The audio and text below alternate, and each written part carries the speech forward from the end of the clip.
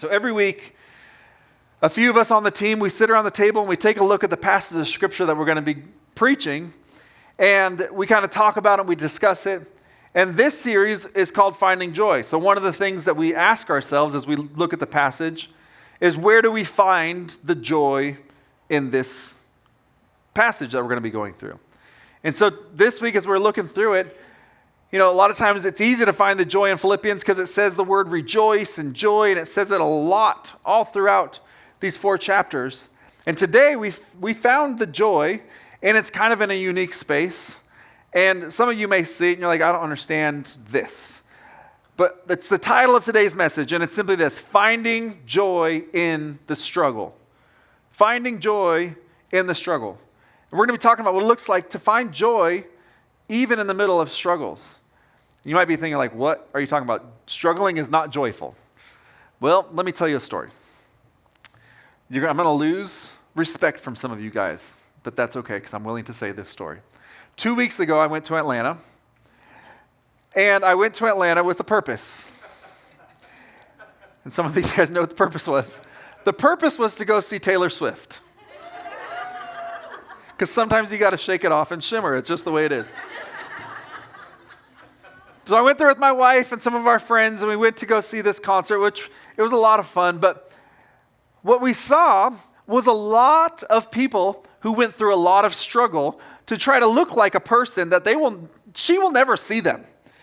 But they went through all this struggle, and here's the thing they were struggling with the most. A lot of them, you could tell, were wearing heels or shoes that they had not probably previously broken in or worn. And so they're walking around, and there's a lot of standing and walking, and they look like they're walking on hot coals consistently. And but they still have this big smile and of excitement on their face. So even in the middle of this struggle, they're still finding joy because they're here to see this person that will never, ever, ever pay attention to them. And at first, I thought it was really amusing. And one of the best parts of it, my wife and I we were sitting at one point watching everybody walk by, and it was funny, but then it kind of hit us that we felt kind of sad that people will go through so much struggle and find so much joy in something that honestly is pretty meaningless. At the end of the day, it's something that's going to be here today, gone tomorrow. But as followers of Christ, we have something that we can have a joy in that will never, ever go away, never fade, will always be there for us. And it's a joy that comes from a person that isn't going to just ignore us or see us from stage. He died on our behalf, and his name is Jesus. And he talks a lot about struggling and finding joy in the middle of that. And so that's what we're going to take a look at today. And we're going to see it in this passage.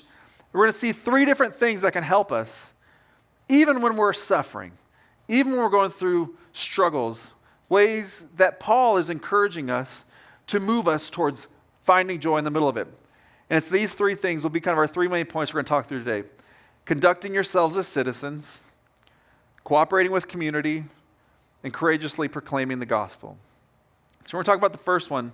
We start in verse 27. It says, whatever happens, conduct yourselves in a manner worthy of the gospel of Christ.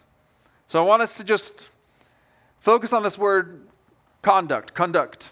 Some of you, if you've got certain translations, it uses the word just basically act like citizens. Because if they would have heard this word, the word translated really is talking about citizenship. And he's saying, act like citizens that are worthy of what Jesus has done for you. And to the people in Philippi, this would have rang true to them because something that was peculiar about the Philippians is they were all actually citizens of the Roman Empire. And you may be like, well, so what? There was a big Roman Empire. But not everybody was actually considered a citizen. Only about 15% of people were actually considered citizens, which means they had rights.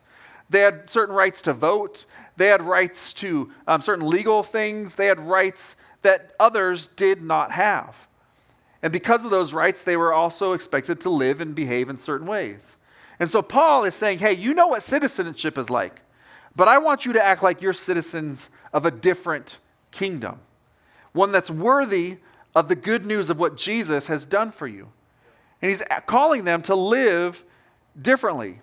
And this is so important for us to understand, church, because the same thing that Paul is saying to us is we need to understand this today. We are citizens of a different kingdom, and we need to live that way. You're not called to be the best of being like everybody else in the world.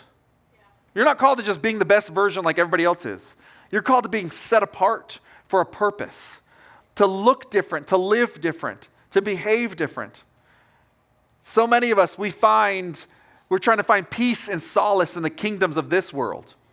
I talk to people time and time again that are ultra fixated on political matters. They're ultra fixated on political matters. Our hope, guys, is not in a president or the government. It just isn't. And I'm not saying you shouldn't be involved. I'm just saying that that's not where our hope needs to be found from. Sometimes we put so much energy into those things, we forget who Jesus is. Jesus is the King who reigns on a throne that will never fade or go away. It won't.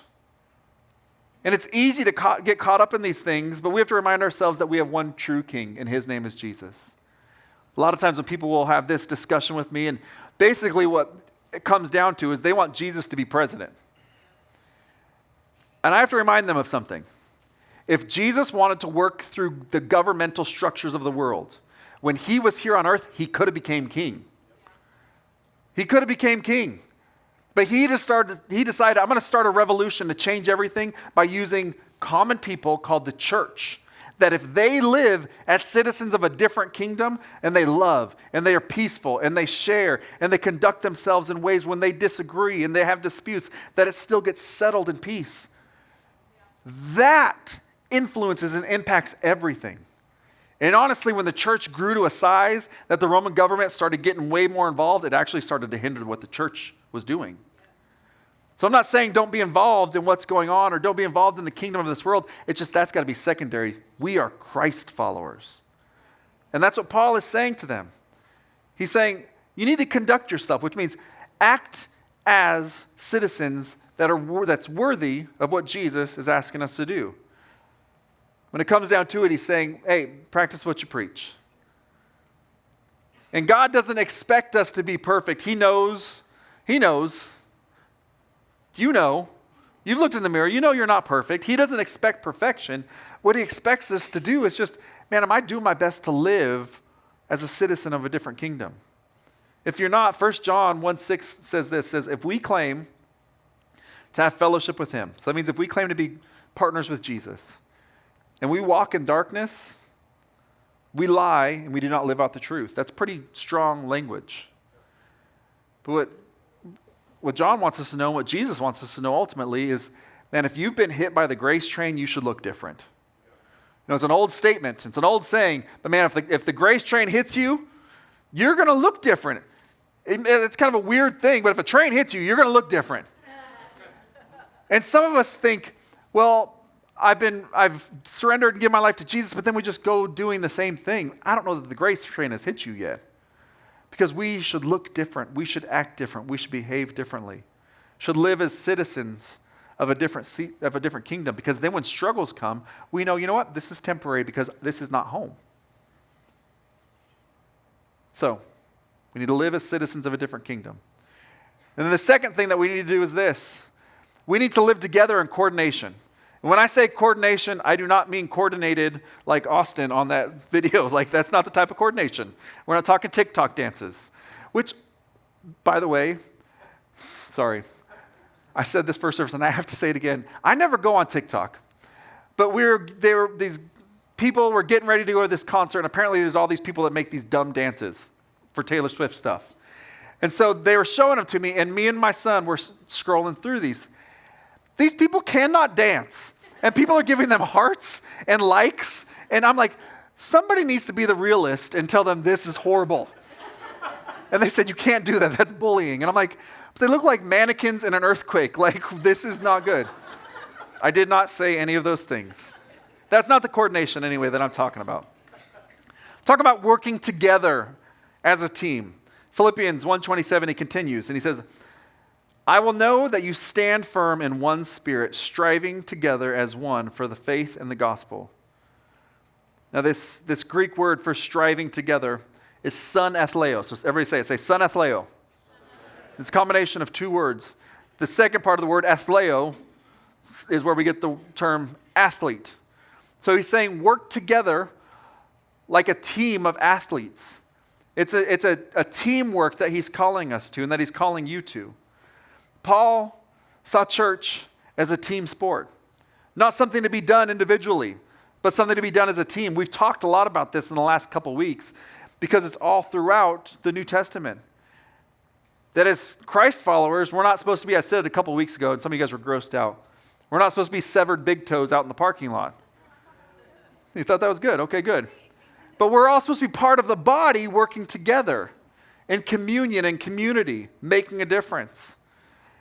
And Paul knows the power of when we actually get together on the same team, that even when we go through struggles, we have somebody that's there with us to pick us up, to support us, to help us to walk through the things that we're going through.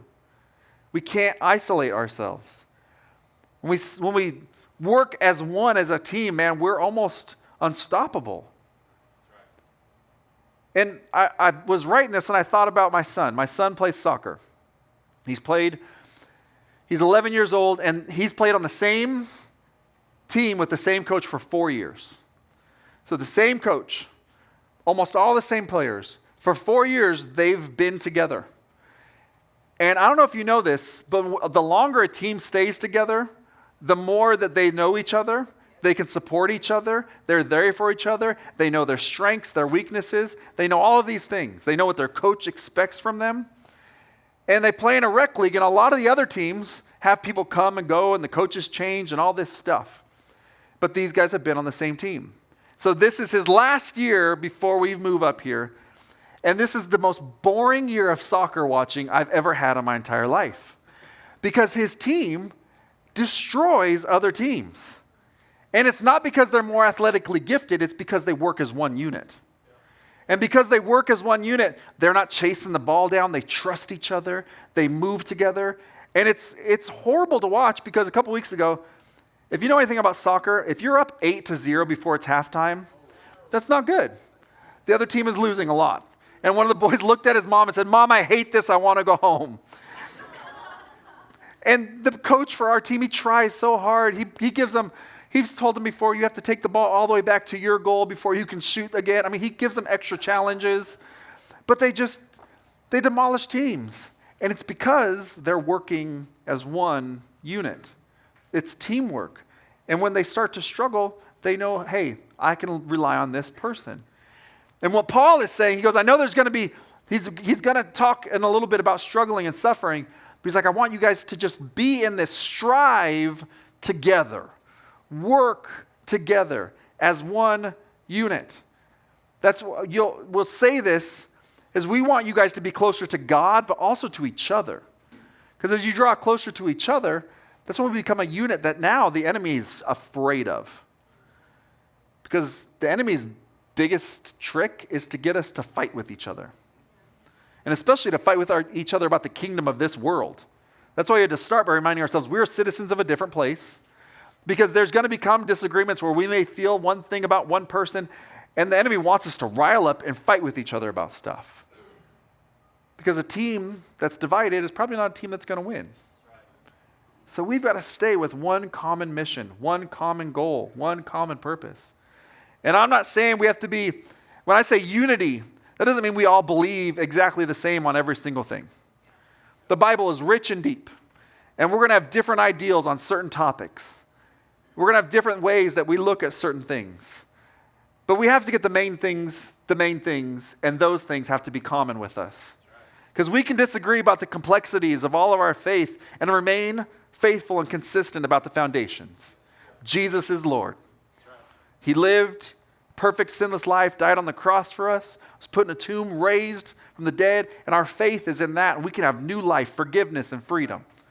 So if we got that as our base, then we can have all kinds of deep discussions about other things. So when I say unity, I don't mean that we all are brainwashed to exactly the same, except for that one truth of who Jesus is. Jesus is Lord, and He lives. Amen. But on the other stuff, that's where we as Christ followers get to prove that we know how to deal with conflict together. We know how to create peace, even in tension. We are different citizens of a different kingdom. So we have conduct. We have community. And then we also are called to be courageous. Verse 28, Paul goes on, he says this, without being frightened in any way by those who oppose you. So he's saying that we don't need to be frightened by anything. And when he uses this word, it's actually a word that's talking about, the people would have understood it as horses. So he's saying, you know, how horses sometimes, there's certain horses that they would get on them and go into battle, and right away when they would see opposition, these horses would get skittish, they'd want to turn, they'd want to run, and he was saying, don't be like those horses, because when they go into battle, they're worthless. And he's saying, if you have no reason to be frightened, you have no reason, we are in a battle against an enemy that we don't need to be afraid of, and he's saying, don't be frightened. Your faith produces courage, and no one should be more courageous than us as Christ followers, guys. If God is for us, the one who spoke everything into existence, if he's for us, who can be against us? Like, we should not be fearful. It doesn't mean that there won't be times when we aren't stressed out, when we aren't worried. That's when we have to remind ourselves, man, I belong to a different kingdom. I have people around me that remind me, I'm there for you. And we can just live and we can be different, but there's a certain type of courage that we need to have. Verse 29 says, for it has been granted to you. This is weird to hear. It has been granted to you on behalf of Christ, not only to believe in him, but also to suffer for him. So he's basically saying, this is a gift that God wants to give you. Not just to believe in Jesus, but to suffer for Jesus.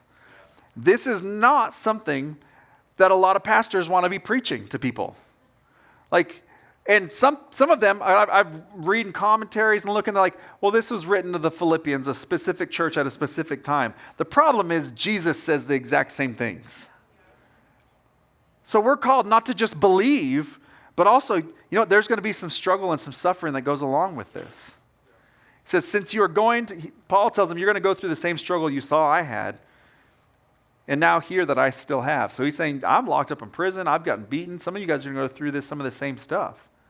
Now, this is where the difference is. We don't live in a day and age where that's probably going to happen to us. Who knows? It might. Most of us aren't going to be put in jail or beat up for our faith. But we've become kind of addicted to something, especially in our Western culture and society. And it's a simple word, and it's comfort. We love comfort. And I'm not trying to criticize anyone because I like comfort too.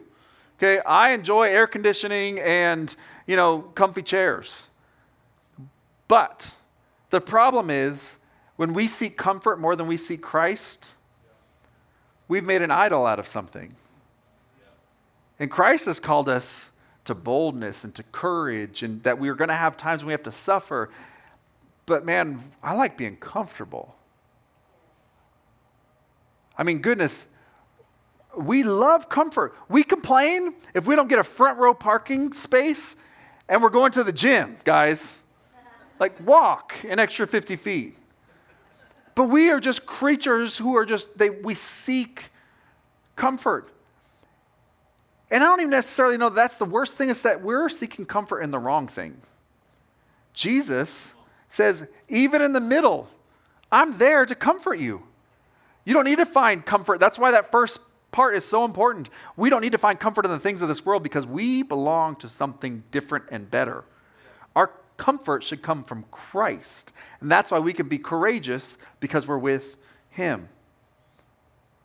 So, Christianity, guys, is not meant to be a safe, comfortable faith.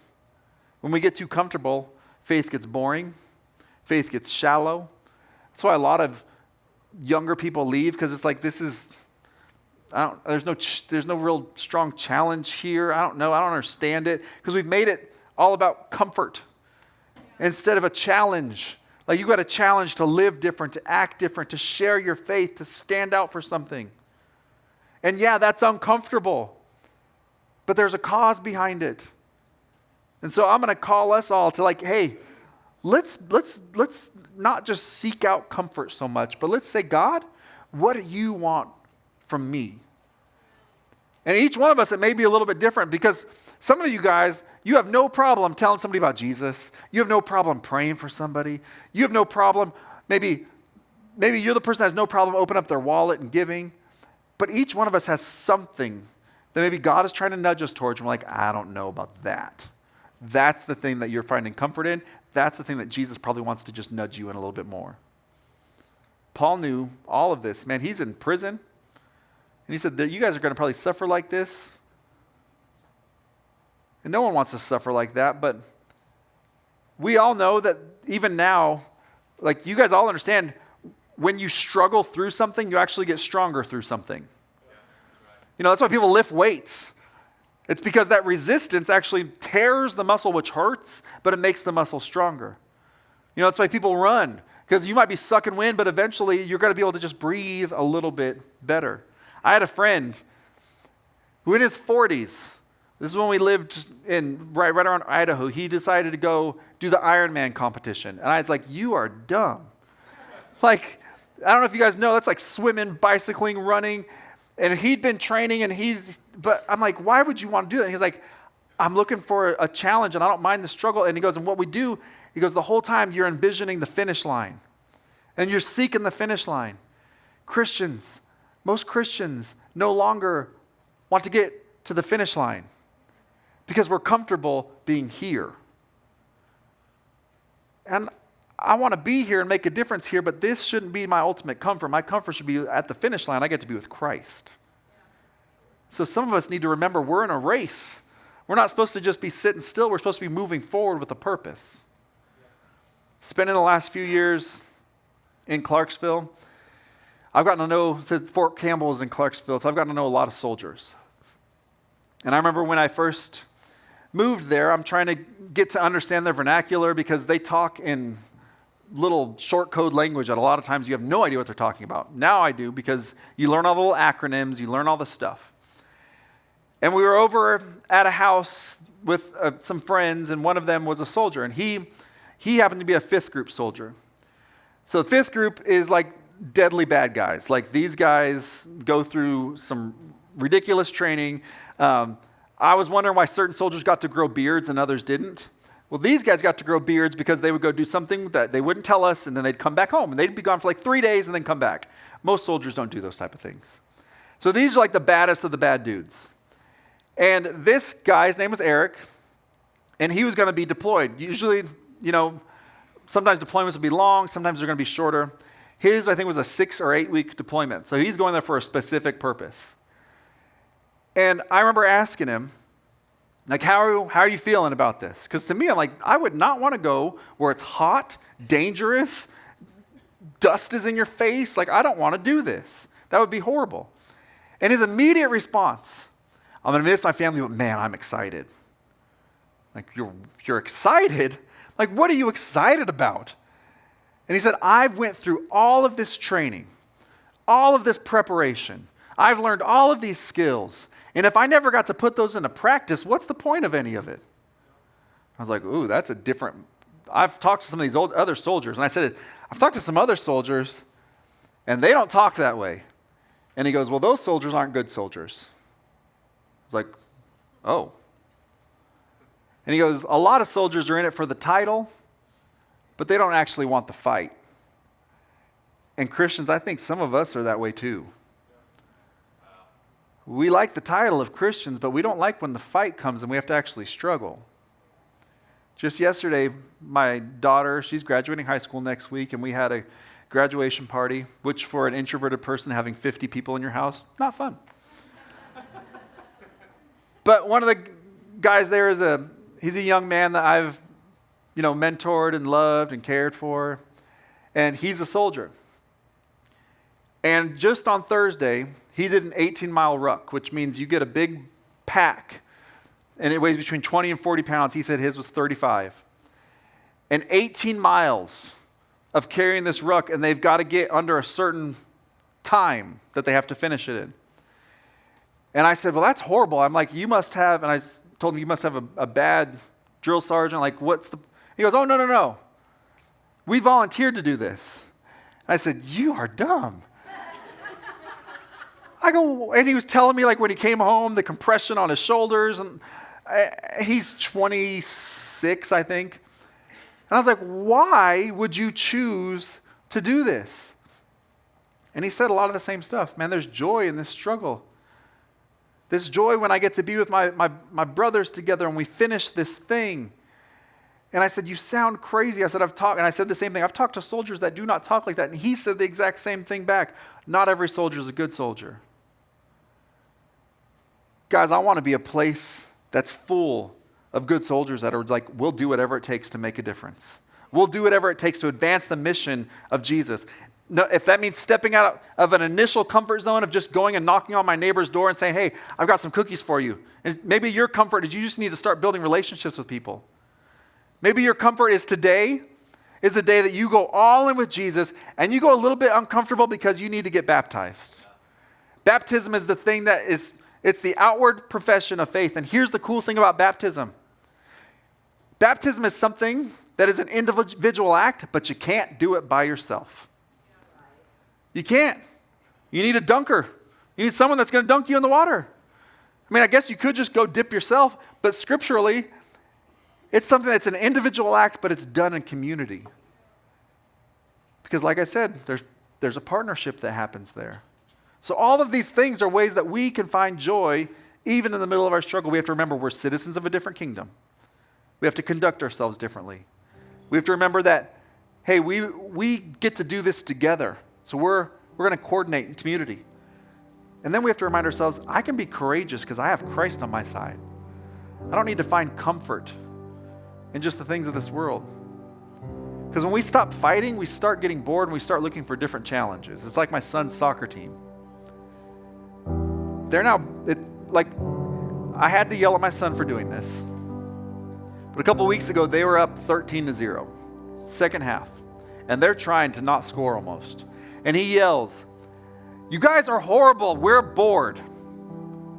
And I yelled and said, Elijah, stop it right now.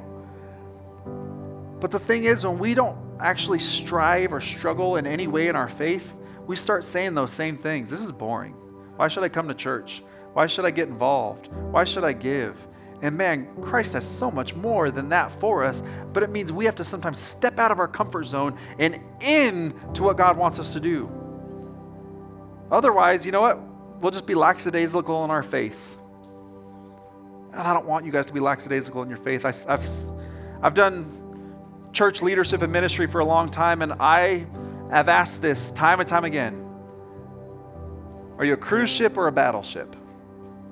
Because a cruise ship, you feel comforted, you eat well, you have some fun, but then when you go off and you just do your own thing. And a lot of churches, that's how sometimes we behave. We come, we sit, we get fed, we enjoy each other's company, and I want all of those things for us. But then it just doesn't make any really big impact or difference in our lives. A battleship, though, everybody comes with a purpose. They still get fed. They still get cared for, but they're on a mission to accomplish something bigger than themselves, to do something significant. And guys, I don't want to captain a cruise ship. And I don't believe you want to be a part of just a cruise ship either. We have a mission. We have a mission. We want people to meet, know, follow Jesus. We want to be closer to Him and closer to each other. And it takes not just me, it takes you. And while I want people when they come here the first time to feel comforted, I don't want them to stay there. Jesus was amazing. He took broken people and He made them feel comforted and loved, but then He called them to a purpose bigger than themselves. And that's what I want for us. When people come here, they feel comforted and loved, but then they feel nudged to do something significant. So today, if you're getting baptized today, some of you guys have already signed up. Some of you guys are feeling a stirring right now. If you've already signed up or you're feeling a stirring, I want you guys to head out right now. And here's why. Because we want to go out there afterwards, and I don't want you guys to just bolt and leave. A teammate is making a significant step, and we're going to celebrate. But I believe each one of us has something we need to step out of our comfort zone and do. Some of you guys, you need to serve, honestly. And that's why, man, I invite you, be here at team night tonight, on Thursday night. Thursday night. If you've never served, be here on Thursday night and hear the heart behind this. And some of you guys are like, that's uncomfortable because I don't have a whole lot of time. This is not to make you feel bad. I know certain people that serve at this church that I guarantee you have way less time than you do, and they still serve consistently. We can all do a part. We can all play our part. It might be a little uncomfortable. We won't abuse, overuse. But we want you guys to understand, hey, I'm a part of the battleship, and I've got a part to play. And it's not just to sit in a chair. It's to conduct myself in a way worthy of the gospel. It's to be like a citizen. And it's to be courageously advancing and moving forward. Those are the three things we see in that passage. And that's the three things I want for myself, that I want for you guys, that I want for this church. Let's pray.